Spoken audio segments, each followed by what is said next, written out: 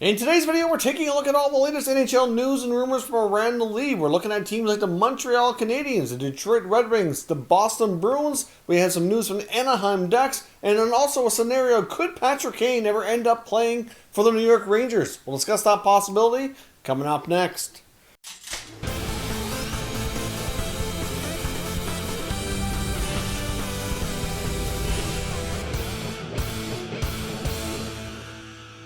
Welcome back to another video here at Top Shelf Hockey. Now, as I mentioned, we have a variety of things to discuss here today. I'm going to kick things off, though, with some quick news of the Anaheim Ducks organization. Another member of the 2020 first-round draft class has come to terms on an entry-level contract. Of course, the Ducks' first selection, Jamie Drysdale, arguably the top or one of the top defensemen in this draft, has signed his 3-year entry-level deal. We do know as well that Jamie Drysdale will likely be one of the top players on Team Canada coming up to World Junior Championships next month, starting on Christmas Day. He is invited to the Team Canada tryout camp. He'll be a returning player, expected to play a big role, not only make the team, but be a big player for them. Give us an idea for him to be able to showcase his skills amongst many of the other world's talent here at his similar age group, and certainly projects to be a great defenseman at the NHL level. So not a big surprise, but a great signing there by the Ducks to get him officially into the organization. Now on to some other NHL news and rumors. Let's kick things off now with the Boston Bruins. Now, of course, we have some talk here around Jake DeBrusk, and no big surprise. He's been a player we've talked about a few times lately. Now, of course, there's still a possibility he could be traded. He's still showing up in the rumor mill. The Bruins seem to be kind of on the fence here on what to do.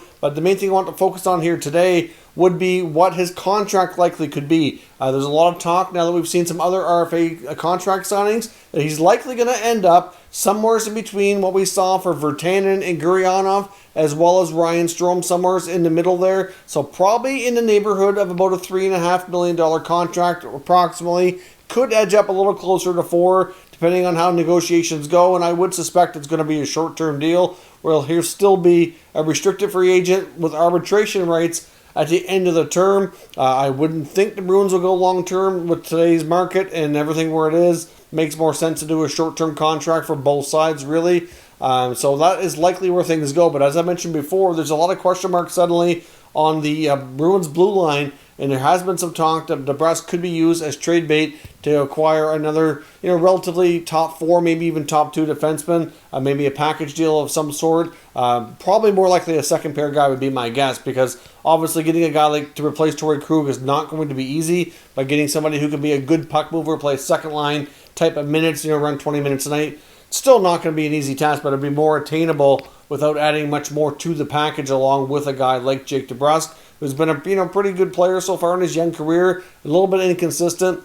So like I said, because of that, the Bruins are on the fence. But the other part of this that's making it probably more likely that he gets signed and stays is the fact that guys like Marchand and Pasternak had some pretty serious injuries that they're healing up from. And there's a good chance Pasternak will be out for the first part of the season. So if he's out, their top elite goal scorer, that could prove quite costly if you move a guy like DeBrusk as well. Especially if you bring back a defenseman, that could really create some major holes on the offensive side of the game. So wouldn't be surprising here if the Bruins do decide to sign him and maybe consider a trade down the road. I'm not sure exactly what things are going to go, because in another year's time as well, they're going to have a little bit more flexibility. David Krejci goes into the last year of his contract, $7.5 million. That's going to create a lot more flexibility once that contract is up. I'm not entirely convinced he'll stick with Boston after that, or if he does, it'd be for far less money. So either way, they should get a little bit of flexibility there. So it wouldn't be shocking if DeBrusk does sign, and if he does, he's probably looking at a max of $4 million, probably closer to 3.5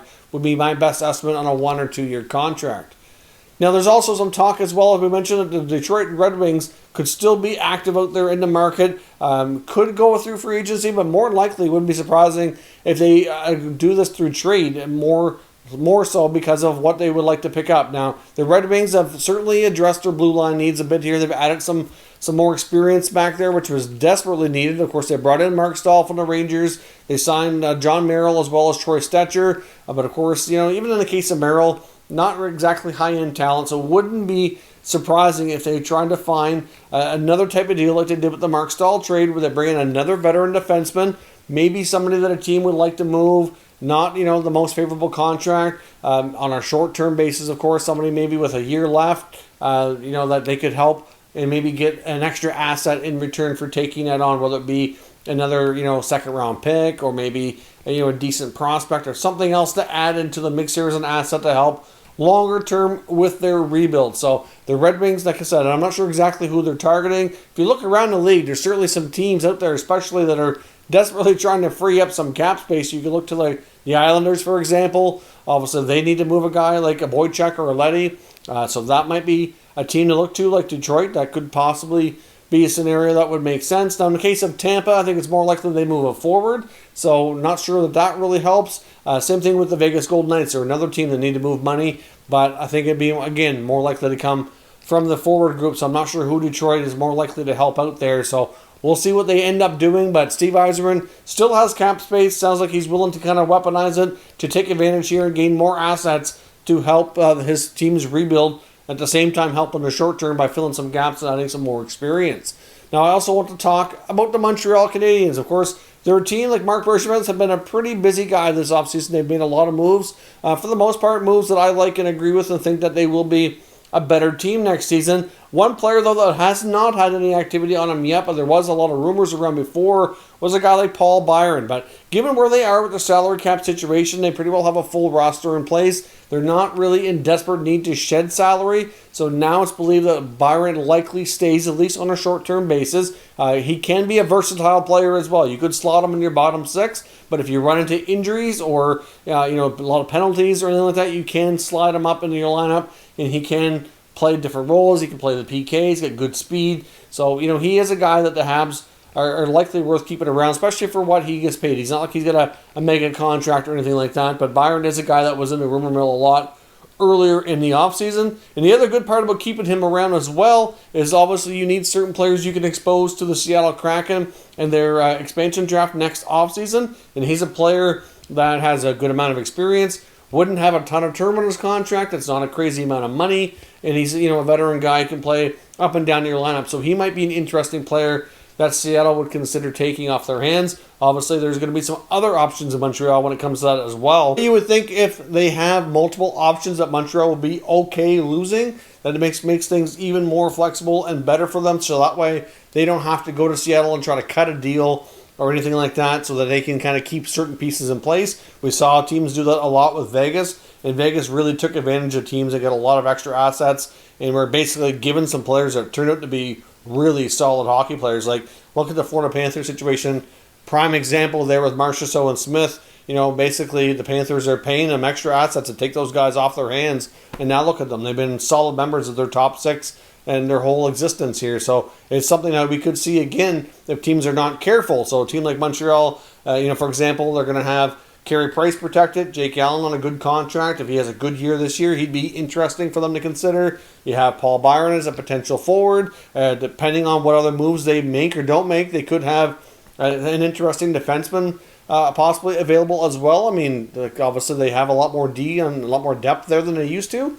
So they could be an interesting player. So they might have a variety of scenarios that they would be okay with and really not, really be hurt too badly on the team's perspective here. So that way they're not forced to make deals, and Marc Bergevin doesn't have to really think too much about it. So it might be worth keeping Byron around in that capacity, but I guess depending on how things go in training camp, that, they could decide to make a move later on. But at this point, looks like he's going to stick around. But another veteran guy that the Habs are interested in, apparently, or at least that Eric Engels of Sportsnet, which is a lot of the information we're talking about on Montreal, comes from an Engels Sportsnet article where he's talking about the possibility of them maybe bringing in Cory Perry. Now, of course, as we know, Cory Perry is a veteran guy on the UFA market, unsigned, had a long career with the Anaheim Ducks, was bought out, went to Dallas last year, didn't have a great regular season, but he showed in the playoffs that he still has a lot of game left in him, and he can still be a fierce competitor that's really hard to play against, and certainly had a tremendous results. Obviously, the Dallas Stars came just short of winning the Stanley Cup,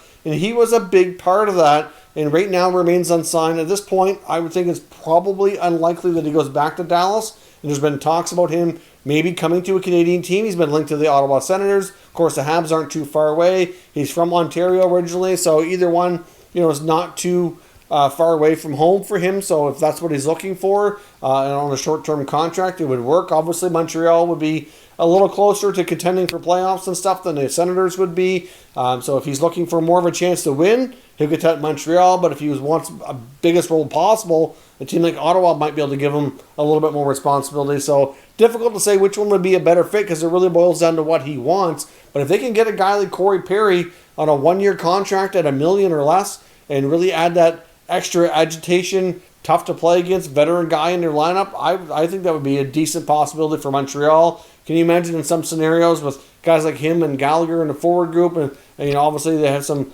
tough to big defensemen like Weber and Edmondson, and this makes the team overall tougher to play against. It's a guy you'd like to have on your team, but you hate playing against. So we'll see. No guarantee that happens, but certainly something that Eric Engel said he could see possibly happening is the Habs maybe adding a guy like Perry on a short-term cheap veteran contract.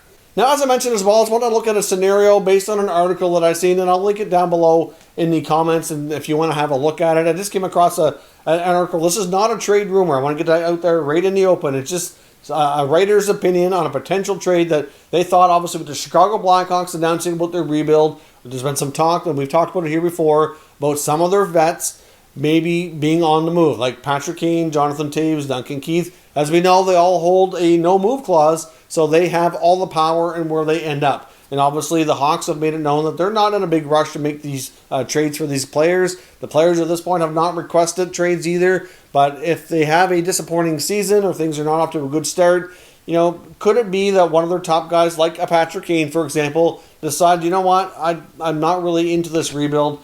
I'd rather go somewhere else where I have more of a chance to win. The article talks and references a trade with the New York Rangers. So I just wanted to get everybody's opinion on this concept and what you guys thought. I'm not saying it's going to happen. I'm not saying it should happen. And I just want to know what you think. This is just strictly for discussion. So can you please hold your comments saying this is a crazy idea, it's ridiculous, it'll never happen. I realize it's likely never going to happen. It is a little bit crazy. I just want to talk about it and see what everybody thinks. So the article references a Patrick Kane trade to the Rangers in exchange for defenseman Tony DeAngelo and winger Kaapo Kakko. Now, I know with Kakko's name out there, Rangers fans will be like, oh, never. And you know what? That's probably right. You probably shouldn't do that deal. But here's kind of the concept around it, and I just thought it was interesting. I'm not saying they should do it either, but if the Rangers were in a situation in the next year that they really thought, let's say that they see some big growth this year, if they think they have a window to contend, a guy like Patrick Kane on top of what they already have could be a big-time weapon to really kind of put them over the top. A lot of teams are in that situation where they need that one more piece type of player, and he could be that guy. Obviously, they have some decent depth down the middle. They re-signed Ryan Strome. They have, obviously, Zibanejad. There could be now, within a year's time, depending on if this deal happens down the road, there could be more changes. Hard to say. They got Lafreniere coming in. At this point, I think the Rangers definitely wouldn't do this deal now. To me, that would not happen.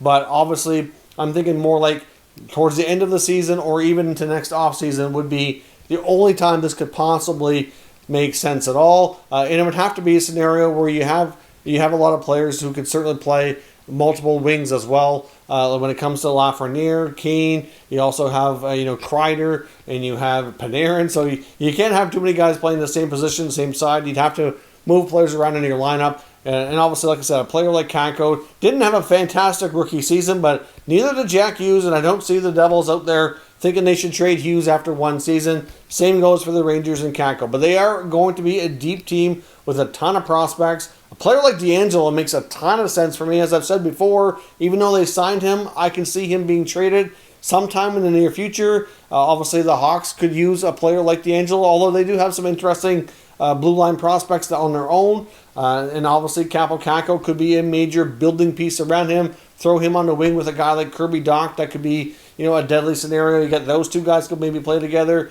You throw Strome and DeBrincat as another combo in there. It could really help rejuvenate Chicago. But obviously, the Rangers getting Kane could be quite a scary thought when it comes to other teams facing that kind of offensive firepower. You throw Kane up there in the top six, you get guys like Chris Kreider, Artemi Panarin, Lafreniere. Like I said, you get Zibanejad and Strome. You might have to throw in other pieces, though. To me, maybe Kakko's not the guy that goes, depending on when this trade would happen. Maybe it's a combination of like Strome, Buchnevich. Maybe Ryan Strome goes to Chicago to play with his brother. You get D'Angelo in there. I don't know. I mean, it's just a scenario I found rather interesting. I think there'd be very few teams that Patrick Kane would want to go to. I could see maybe Buffalo being a team, depending on where things are at, because obviously he's from Buffalo. Maybe he wants to go home and play, but I don't see that happening unless they see drastic improvements. And a team like the Rangers, who are on the rise, I could see a lot of vets being interested to kind of go there and finish out their careers. The other good thing, too, about his contract being as hefty as it is, depending on how the money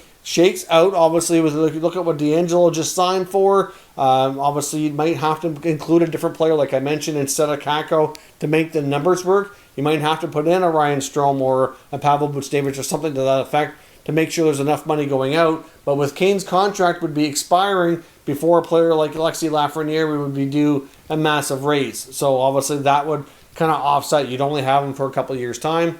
And it's just a fun concept. Like I said, I know it's a scenario that would probably never happen. It's just an article that I came across saying, could Patrick Kane go to the Rangers? Here's what they thought a package could look like going in return. D'Angelo and Kakko. I don't see that happening myself. Personally, if Kane was going to be traded to the Rangers, I think it would have to be, like I said, a different package to make sure there was more money going back to Chicago. And that probably change things up a little bit. And you might not really be something that you look to do, because depending on players playing their off wing, you might be loaded up with too much on one side of the ice here. When you already got Panarin, you got Kreider, you got Lafreniere coming, it might be too much on the left side, unless you can have one or two of them play on their off wing, which is certainly an interesting scenario to think about. I think Kane's a versatile player enough that he could probably play his off wing. He's even played a little bit of center before too. Not something he's done a lot, but I've seen him do a little bit. So obviously an interesting scenario to think about. I just want to know your thoughts. If Patrick Kane ever wanted to leave Chicago, do you think the Rangers make sense as a landing spot? And if you do, what would be a trade package going back in return?